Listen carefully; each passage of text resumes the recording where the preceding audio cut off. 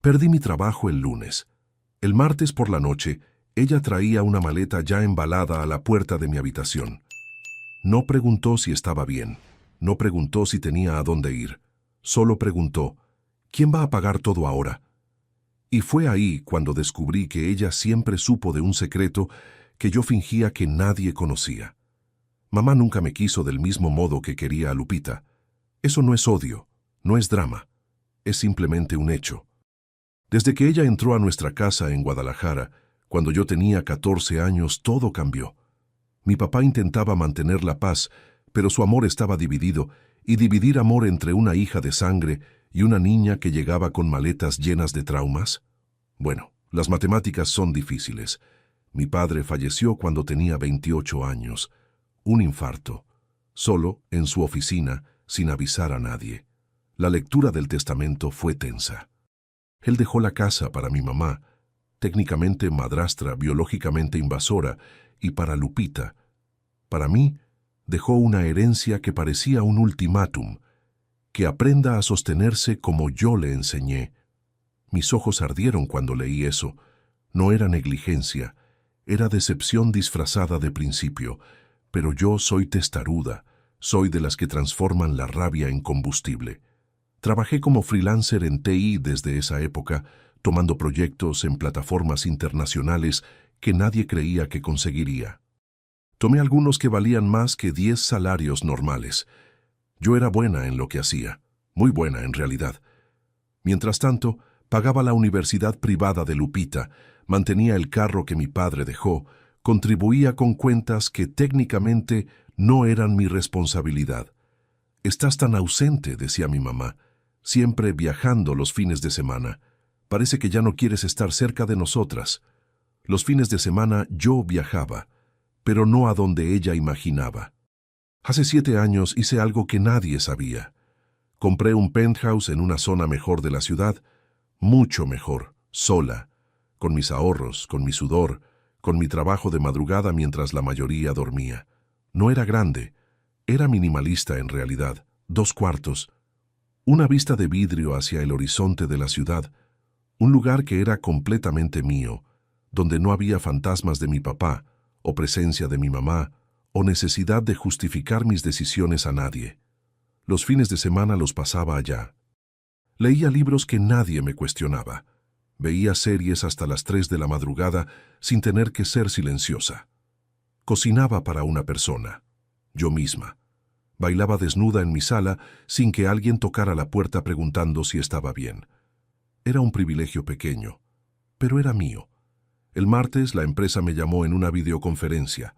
El restructuring. El lamentablemente tus horas ya no encajan. El vamos a intentar en otro proyecto. Se sentía como ser destituida mientras aún estaban hablando. Apagué la cámara, apagué la computadora y encaré mi habitación durante 2 horas intentando respirar normalmente. Bajé a cenar. Mi mamá ya había preparado algo. Caldo de camarones con pan tostado. Lupita estaba haciendo scroll en su teléfono. Nadie preguntó cómo fue mi día hasta que me serví un plato. «Valeria, necesitamos hablar», dijo mi mamá. Su tono era ese, el tono que usaba cuando iba a decir algo que ya había ensayado. «Perdí mi trabajo hoy», solté. Pensé que la palabra perdedora reverberaría en la sala, pero no, solo parpadeó y continuó. «Entonces, perfecto timing, porque necesitamos conversar sobre dinero». Mi estómago se hundió. Explicó, con una frialdad que aún me asusta recordar, que la casa tenía deudas, que las cuentas se estaban acumulando, que Lupita aún tenía 2 años de universidad, que ella me cuidó después de la muerte de mi papá, que eso creaba obligaciones. Mientras ella hablaba, un vaso de agua en el centro de la mesa reflejaba mi imagen, pálida, transparente, desapareciendo. «¿Quién va a pagar esto ahora?», preguntó. No era una pregunta, era una acusación. Lupita me miró con algo entre pena y alivio. Mi mamá se levantó y salió de la sala. Media hora después tocó mi puerta. Traía una maleta vieja, una maleta de ruedas que pertenecía a mi padre. Estaba pesada, estaba lista. «Creí que era hora de que entendieras que no puedes esperar que otros paguen tus cuentas. dijo ella con la mano aún en la manija. Si viajas tanto los fines de semana, estoy segura de que tienes un lugar a donde ir. Mi sangre se heló. Ella no sabía, pero también sabía.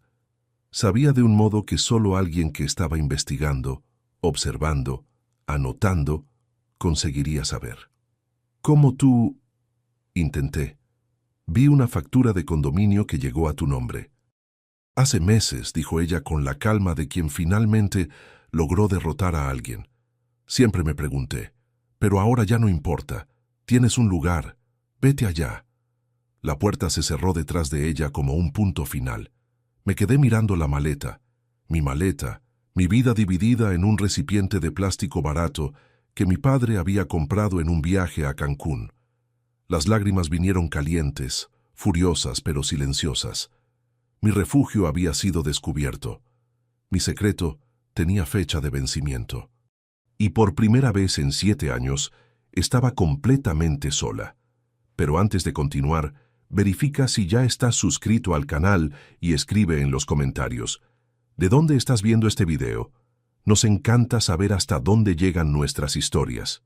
La primera noche en el penthouse fue extraña. Literalmente todo estaba como lo dejé. Un florero en la mesita, un libro abierto en la poltrona, una taza de café aún con marca de labial. Era como entrar en una cápsula del tiempo. Pero ahora no era un refugio, era un exilio. Encendí la laptop, algo que no debería hacer pero necesitaba. Busqué desempleo emergencia freelancer. Las respuestas eran peores que mi peor escenario. Las cuentas seguirían venciendo. El penthouse requería cuota de condominio. Internet no era gratis. La comida salía del dinero que necesitaba ahorrar. El seguro de vida había vencido.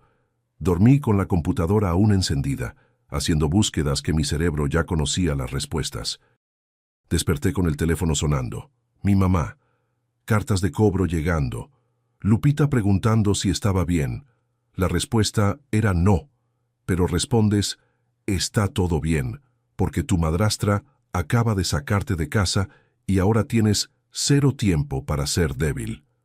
Los días que siguieron fueron quirúrgicos en su precisión. Despertar cafecito en el penthouse, que tenía que hacer con la cantidad mínima de café porque necesitaba ahorrar, abrir la laptop, buscar proyectos remotos que aceptaran freelancers en situación de urgencia. Siempre hay alguien desesperado por contratar a alguien desesperado. Es un mercado honesto de esa forma. Conseguí mi primer proyecto un miércoles. No pagaba bien, pagaba lo suficiente. Conseguí un segundo cliente un lunes. Luego vino un tercero. Eran tareas menores, proyectos fragmentados, el tipo de cosas que antes rechazaría porque pagaban poco, porque eran aburridas, porque desmerecer mi nivel. Ahora todo ese desmerecimiento era un lujo que no podía permitirme. Me sentaba en el sofá de mi penthouse, ese sofá que había costado una pequeña fortuna, que había comprado porque me gustaba el cuero genuino y porque merecía algo bonito, y trabajaba. Código HTML, debuggear bases de datos, integración de APIs, documentación, slides. Todo lo que era rápido, todo lo que no requería pensamiento profundo, todo lo que pagaba la siguiente semana. La comida se volvió lo más difícil. Compré arroz, frijoles, cebolla, huevos. Comida de pobre rico. Esa que comes y sientes que te estás castigando a ti misma mientras te alimentas. Hice una lista de cuánto gastaba por día, cuánto podía gastar. Dividí por 30. Transformé abundancia en abstinencia. Mi teléfono comenzó a sonar menos. Lupita dejó de enviar mensajes. Mi mamá envió una notificación de que había bloqueado mis llaves de la casa. Ni siquiera podía entrar a recoger mis cosas personales. Fue rápido, profesional. Ella había hecho esto antes, se notaba. 1 semana, 2, 3. Mi cara comenzó a verse diferente en el espejo. Más delgada, más cansada. Mis ojos tenían ese brillo que solo quienes funcionan con fe logran tener. Pero tuve que dejar de llorar. Las lágrimas no producen código. El dolor no compra comida. Recibí la primera propuesta que parecía decente un jueves. Una empresa de tecnología que buscaba una arquitecta de base de datos para un proyecto de 6 meses. No era freelance. Era una contratación. Tenía beneficios. Tenía salvación. Hice clic en el enlace para aplicar, y mi corazón comenzó a acelerarse de una forma que no había sentido desde el día en que compré el penthouse.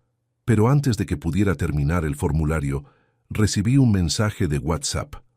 Era de Lupita. Mamá está enferma. Creo que deberías saberlo. Amigos, cada historia que les cuento sale todos los días, pero YouTube solo se las mostrará si tocan el botón rojo de suscribirse. Gracias. Hice algo muy estúpido en ese momento. Podría haber ignorado. Podría haber eliminado el mensaje y continuado llenando el formulario para el puesto que era prácticamente mi puerta de salida del pozo. Pero Lupita no era el tipo de persona que dramatizaba. Si ella estaba diciendo que mi mamá estaba enferma, entonces mi mamá estaba realmente enferma. La llamé. Nadie contestó. Llamé a la casa. Nadie. Llamé a Lupita de nuevo. Se desplomó en el trabajo, dijo Lupita, y escuché el llanto en su voz. Dolor en el pecho. Pensaron que era un ataque cardíaco, pero fue angina. Los doctores dicen que su corazón está débil. Está en observación. Las próximas 48 horas son críticas. Mi abuelo había muerto por problemas cardíacos. Mi papá había muerto de infarto. Yo había heredado esa predisposición biológica al desastre, y ahora ella estaba teniendo la vista previa. Agarré la llave del carro, que aún estaba a mi nombre, y fui. No pensé en dinero. No pensé en que este viaje costaría gasolina que no podía gastar. No pensé en nada. Solo manejé. El hospital era demasiado blanco, demasiado frío. Mi mamá estaba en una cama conectada a máquinas y tenía el color de alguien que había visto el otro lado y volvió confundida sobre por qué. Lupita me abrazó cuando entré. Yo permanecí inmóvil. Esa mujer que me había sacado de casa una semana atrás estaba ahora vulnerable de una forma que hacía imposible mantener la rabia. «Valeria», dijo mi mamá, su voz un susurro. «¿Viniste?» «Claro que vine», mentí. Pasé la noche en el hospital. En realidad, pasé las próximas 3 noches. Dormía en una silla incómoda que debería ser crimen considerar una cama. Compraba café malo en la cafetería. Escuchaba el bip de las máquinas. Miraba a esa mujer que me crió, que también había perdido a alguien, que también estaba sola de una forma que solo ahora podía entender. El tercer día, cuando los doctores dijeron que mejoraría, que era solo una advertencia, que necesitaba cambiar radicalmente su estilo de vida, ella pidió hablar conmigo a solas. «Fui muy dura contigo», dijo ella, y lágrimas escurrían de una forma tan diferente a como mi papá lloraba. Sus lágrimas eran amargas, eran de quien finalmente tenía noción de su propio tamaño pequeño en el universo. No respondí. No podía. Mi garganta se había cerrado. «Tu papá», comenzó ella, y respiró como si estuviera diciendo algo que había guardado durante 37 años. «Tu papá nunca realmente me amó. Yo lo sabía. Lupita siempre fue suficiente porque era su hija. Pero tú eras suya de un modo que yo nunca sería nada más que una intrusa». Mis ojos ardían. Cuando él murió era como si hubieras ganado, y no podía lidiar con eso. Así que creé razones para estar brava contigo. Creé motivos para que no merezcas. Porque si no merecías, entonces no sería tan obvio que él me eligió a ti. Ella respiraba con dificultad. Las máquinas aceleraban. Cuando vi la factura del penthouse, sentí alivio, en realidad. Porque significaba que tenías un lugar a donde no podía llevarte. Un lugar que era solo tuyo. Un lugar que finalmente tenías que no era mi fracaso. «Mamá», comencé. «No», dijo ella con fuerza que la asustó. «Escucha, quería que me odiara. Quería que sintieras lo que yo sentía, pero mirándote aquí 3 noches esperando saber si tu madrastra moriría, eso me dice que eres mejor persona de la que jamás fui». Salí de esa sala y lloré en un baño del hospital durante 20 minutos. Lloré por todo, por mi papá, por esa mujer que había intentado ser madre y terminó siendo antagonista, Por Lupita, que perdió un pariente sin ser realmente pariente. Por mí, que tenía que ser fuerte cuando todo lo que quería era quebrarme. Cuando volví, mi mamá estaba durmiendo. Llamé al puesto que había perdido y pedí disculpas al reclutador. Él tuvo paciencia. Dijo que podía esperar. Pero yo sabía que ya no podía esperar. No por empleo, no por redención, no por nada que viniera de afuera para salvar mi propio desastre interno. El alta del hospital fue amortiguada por recetas de medicamentos costosos y la realidad de que mi mamá no podía trabajar por tiempo indefinido. Los doctores fueron claros. El estrés era su enemigo ahora. Cualquier conmoción podría desencadenar otro episodio. Eso significaba que la persona que me había sacado de casa ahora necesitaba que volviera. Ella no pidió disculpas de forma formal. No había ramo de flores, cena especial o dramatismo. Solo un día, cuando fui a visitarla al hospital, dijo: «Lupita no puede cuidar todo sola. Yo no puedo cuidar nada. Estás viviendo en un apartamento que no puedes sustentar. Las tres perdimos a personas que amábamos. Creo que podríamos dejar de castigarnos mutuamente por eso». Moví mi laptop de vuelta a la casa. Mi habitación continuaba como la dejé. Mi mamá ni la había tocado. Eso fue más aterrador que cualquier pelea. Era como si ella siempre supiera que volvería, como si hubiera reservado un lugar para mí solo en caso de emergencia. Los meses que siguieron no fueron fáciles. Mi mamá tenía días malos en los que la rabia surgía sin aviso, en los que me culpaba nuevamente por cosas que no eran mi culpa, en los que la angustia de casi muerte se transformaba en furia con alguien que estaba lo suficientemente cerca para absorberla. Yo aprendía a reconocer las señales y me alejaba.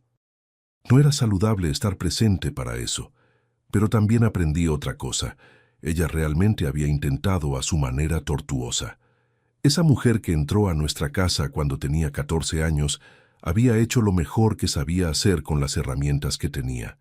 Y ahora, a los 70 y tantos, lo mejor que podía hacer era simplemente intentar estar presente.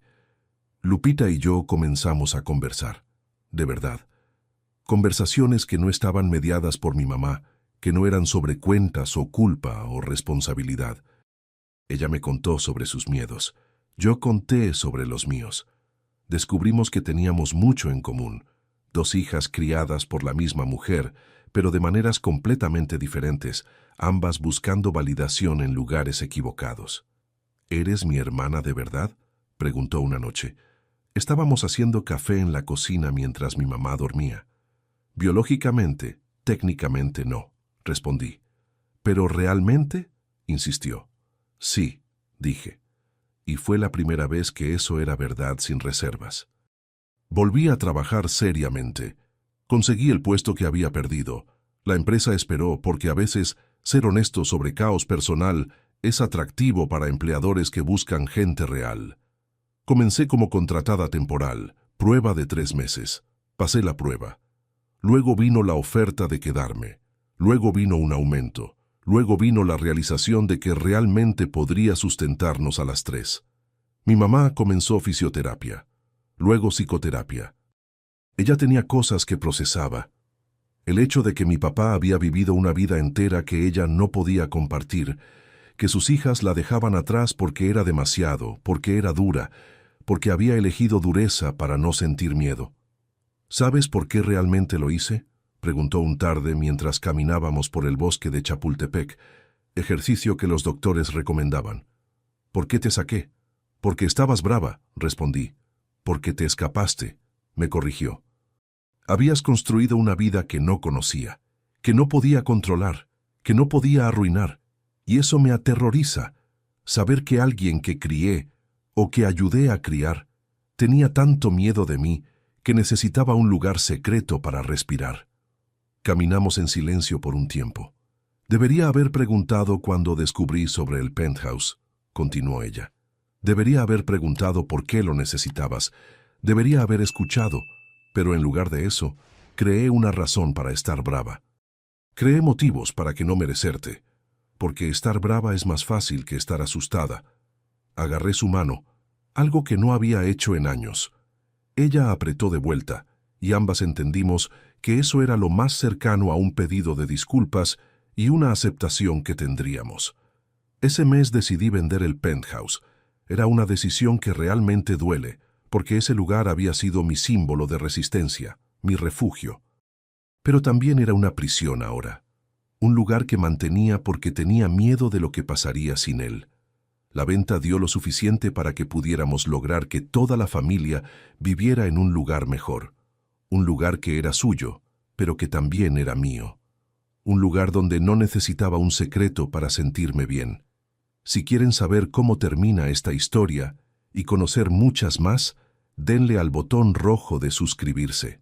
Es gratis y me ayuda muchísimo. Hay narrativas bonitas sobre el perdón. Son aquellas que te dicen que una vez que perdonas todo cambia, el dolor desaparece, te conviertes en una versión mejorada e iluminada de ti mismo. Esas historias mienten.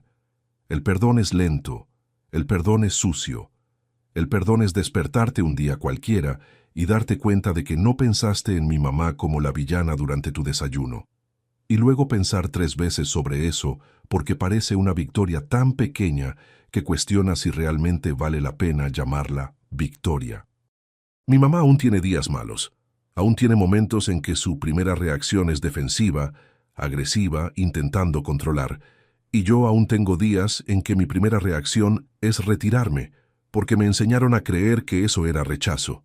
Pero ahora, la diferencia es que podemos hablar sobre eso. Podemos decir, me lastimaste, sin que alguien se quiebre completamente. Ese trabajo remoto que conseguí se volvió estable, se volvió cómodo. Se volvió eso que no imaginas perder porque se vuelve parte de tu identidad. Mi gerente una vez dijo, en una evaluación de desempeño, que mi mayor fortaleza era que entendía la presión, que no entraba en pánico cuando las cosas se volvían imposibles porque ya había vivido la imposibilidad. Ella no sabía sobre el penthouse, no sabía sobre la maleta en la puerta. No sabía que su empleada perfecta había dormido en un sofá durante algunas noches, bebiendo café de la cafetería y preguntándose cuándo el universo dejaría de patear. Lupita terminó la universidad, consiguió un trabajo que le gusta y esta es la parte que más me hace sonreír. Se mudó, agarró sus cosas, agarró sus ahorros y se fue a vivir en un apartamento minúsculo con 2 amigas, porque dijo que necesitaba aprender a sostenerse. «Me enseñaste eso», dijo, mientras embalaba sus cosas. «No enseñé nada», protesté. «Me enseñaste que es posible estar asustada y aún hacer lo correcto. No tenías que volver a esa casa. Podías haberla dejado arreglársela sola». «Ella es tu mamá», respondí. «También es la mamá de ella. Y la mamá de ella también fue hija de alguien que probablemente la lastimó. Rompiste el ciclo, Valeria. Fuiste lo suficientemente fuerte para ser amable con la persona que fue cruel contigo. Mi habitación está vacía ahora, porque yo también me mudé. Agarré mi dinero, agarré mi independencia recién recuperada y alquilé un apartamento que es todo lo que el penthouse era, pero diferente. Es más pequeño, es más humilde, es más honesto. Las paredes no son blancas, son beige. Tiene estantes de libros. Tiene cuadros que pinté yo misma. Tiene un espacio que es mío sin tener que ser un secreto. Visito la casa de mi mamá los domingos. Ayudo a Lupita cuando lo necesita. Y mi mamá viene a mi apartamento de vez en cuando y se sienta en mi sofá que es viejo y cómodo y toma té que hago yo. No café de la cafetería, sino té verdadero. Y me mira con algo que parece arrepentimiento, pero que intentamos transformar en cuidado. Lo que nadie te dice sobre la supervivencia es que no es un momento único de victoria. Es una serie de pequeñas elecciones.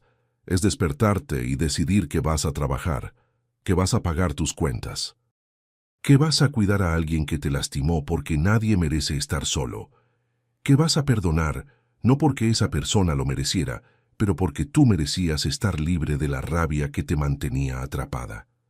Recibí una promoción el mes pasado, más dinero, más responsabilidad, y por primera vez en mucho tiempo no pensé en agarrar ese dinero extra y construir otro refugio secreto. Pensé en cómo podría ayudar a Lupita con sus estudios de posgrado. ¿Cómo podría pagar por alguien que cuide a mi mamá 2 veces a la semana para que pueda descansar? ¿Cómo podría finalmente respirar sin estar lista para huir? ¿Esa maleta vieja que mi papá había comprado en Cancún? La tengo en un armario ahora. No cargo trauma con ella.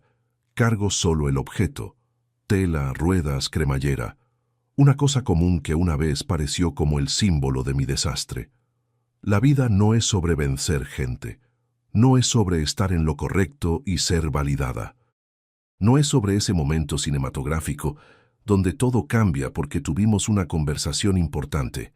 La vida es sobre despertar cada día y elegir quién quieres ser a pesar de quién fuiste. Desperté un sábado por la mañana. El tipo de sábado donde no hay gente esperándote, sin videollamadas agendadas, sin código para debuguear. Era un sábado que era solo sábado. Agarré mi teléfono para no hacer nada específico, solo scrollear redes sociales como hace una persona normal, y recibí un mensaje de mi mamá. No era sobre dinero, no era sobre cuentas o responsabilidades o culpa. Era una foto de ella y Lupita en el parque de Xochimilco, ambas sonriendo, ambas realmente sonriendo. No esa sonrisa de «estoy fingiendo estar bien para que no te preocupes», sino esa que sale naturalmente cuando olvidas por un momento que tienes razones para estar triste.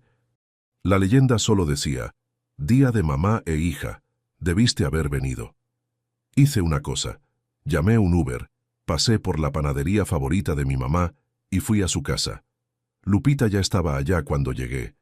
Mi mamá abrió la puerta, no ese rito de bienvenida formal, sino con ese brillo de sorpresa genuina que significa que realmente no esperaba.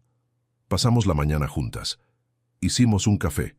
Café de verdad, no ese de la cafetería que bebía cuando estaba sola en el penthouse. Mi mamá contó historias que nunca había escuchado sobre cuando era joven, cuando era más brava, cuando aún tenía esperanza de que la vida sería diferente.